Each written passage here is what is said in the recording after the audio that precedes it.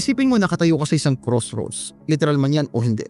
May mga pagpipilian kang gagawin at parang bawat isa ay maaring magbago ng takbo ng buhay mo. Familiar naman to sa atin lahat, di ba? Pero papaano kung sabihin ko sa iyo na bawat desisyon mo o hindi mo pagdedesisyon ay talagang nangyayari? Parang nakakabaliw, di ba?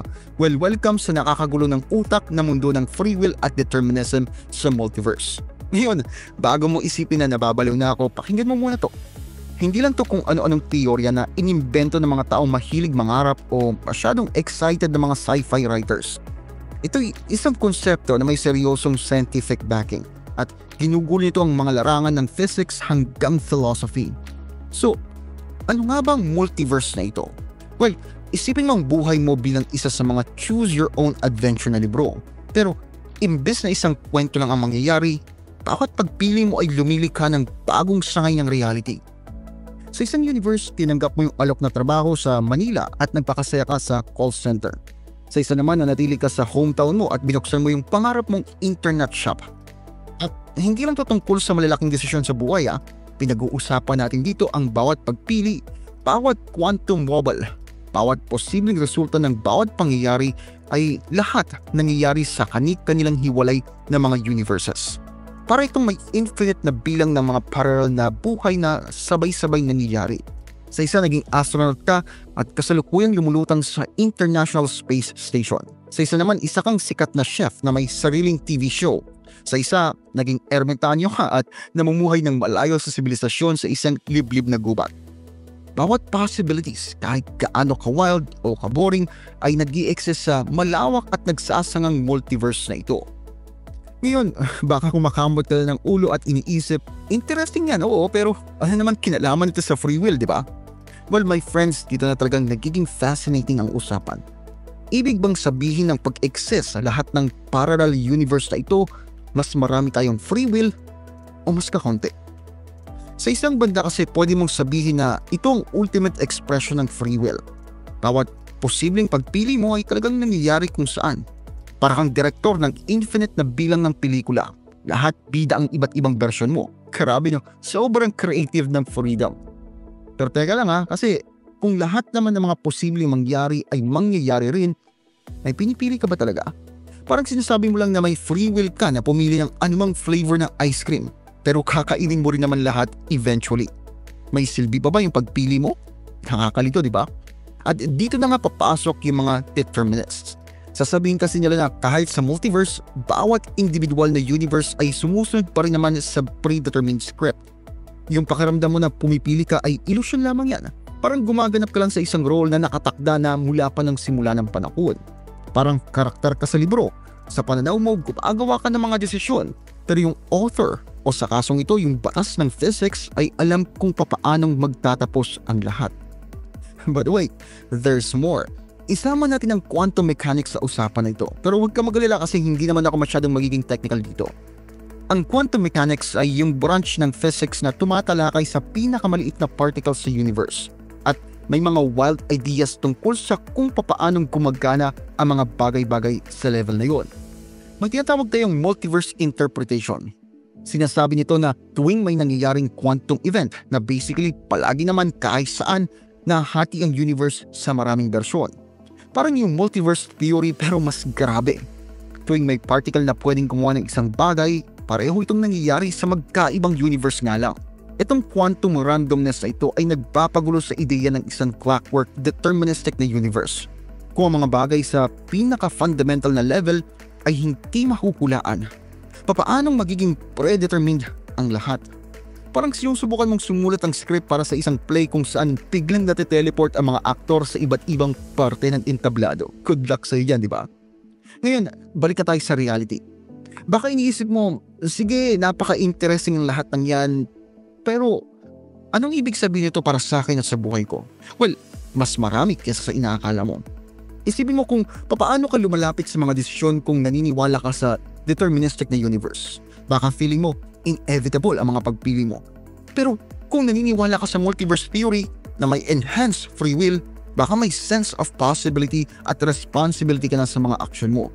Pwedeng magbago ang tingin mo sa sarili mong potensyal at mga consequences ng mga pagpili mo.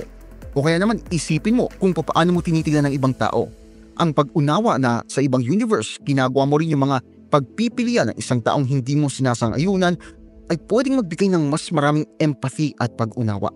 Mahirap husgahan ng masama ang isang tao kapag na-realize mo na sa ibang universe, ikaw ang nasa posisyon nila. Pwede nitong baguhin ang tingin natin sa conflict, forgiveness at human nature. Hindi lang to philosophical thinking, may real-world implications ang mga ideya nito. Kunwari, sa legal system, papaano tayo magbibigay ng sisi o papuri kung lahat ng posibleng aksyon ay nangyayari sa kung saan man. Parang hinahatulan mo yung kriminal na sabay na guilty at inosente. Dapat ba nating parusahan ang isang tao sa isang krimen kung sa ibang universe pigilin niyang hindi gawin yun? O dapat ba nating pasagutin ang mga tao sa mga pagpiling ginagawa nila sa partikular na sangay ng reality na ito? Isipin din naman natin ang field ng psychology. Papaano magbabago ang therapy kung i-consider natin ang multiverses implications ng ating mga pagpili at karanasan? Magiging nakaka-comfort ba o nakaka-anxious ang ideya na sa ibang universe gumawa ka ng ibang desisyon?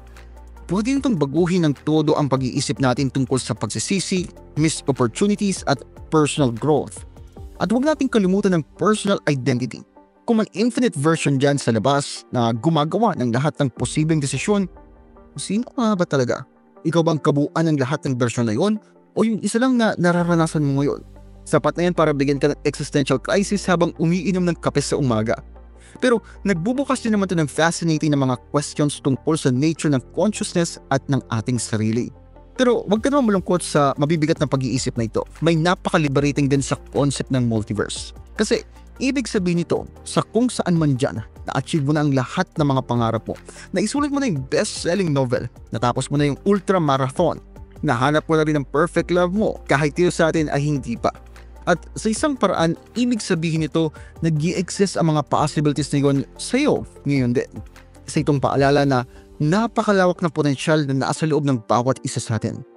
Siyempre, theoretical pa rin lahat ng ito.